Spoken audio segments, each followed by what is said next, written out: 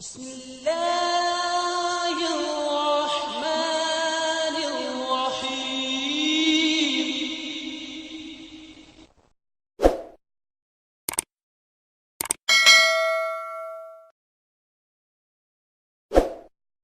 حکیم صاحب وعلیکم السلام. بول صاحب میری درخواست یہ ہے کہ آج کل عورتیں چاندی سونے کے علاوہ پلاٹینم کے زیور بھی پہن رہی ہیں. پلاٹینم کی شرعی حیثیت کیا ہے؟ کیا اس پر زکوٰۃ واجب ہے؟ اور اگر واجب ہے تو اس کی شرح کتنی ہے؟ بول صاحب ایک اور درخواست یہ ہے کہ کیا ہم پلاٹینم کی انگوٹھی مرد حضرات پہن سکتے ہیں؟ جی جزاکم اللہ.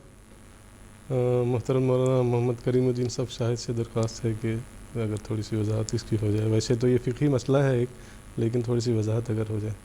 بات یہ ہے کہ حضرت خلیفۃ المسیح الخامس سید اللہ تعالیٰ بن نصر العزیز نے ہمارے اس زمانے کے اعتبار سے کہ تمام کرنسی کا دار و مدار سونا ہے، تو سونے کو آپ نے فرمایا 52.5 تولہ جب کسی کے پاس سونا ہو اور اس پر 1 سال گزر جائے تو اس کے اوپر زکوٰۃ واجب ہو جاتی ہے 2.5% کے اعتبار سے.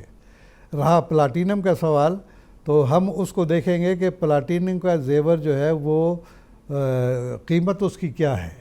اس کی قیمت کو ہم جو ہے وہ سونے کی قیمت سے موازنہ کر کے دیکھیں گے کہ اس کے مطابق اس کی، بہرحال وہ تو پلاٹینم لازمی بات ہے کہ اس زمانے میں زیادہ قیمتی سمجھا جاتا ہے.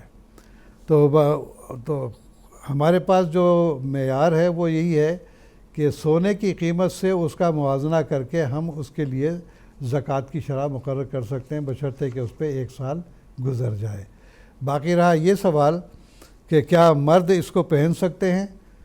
آپ کو جب سونا ممنوع کیا گیا ہے تو پلاٹینم پہننے کی کیا ضرورت پیش آئی ہے؟ مجھے تو یہ سمجھ نہیں آیا ہے کہ زیور تو عورتوں کی زینت کا باعث بنتا ہے.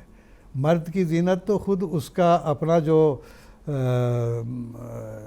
شکل و شباہت ہے، اس کی جسم ہے، جسمانی ساخت ہے اور اس کے اعلیٰ اخلاق ہیں، یہی سب سے بہتر ہے.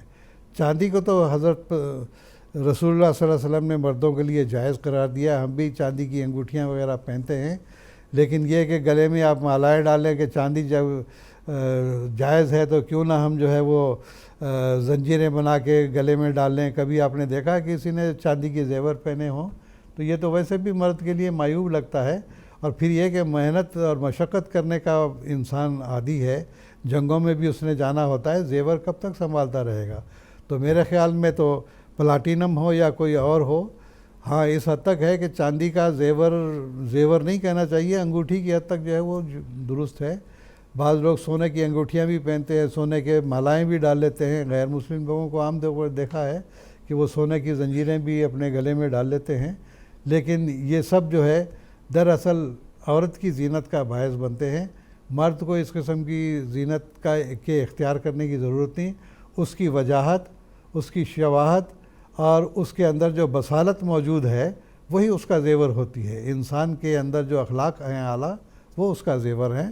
تو میرے خیال میں تو بہتر ہے کہ آپ کسی مفتی سلسلہ سے اس سوال کو پوچھیں.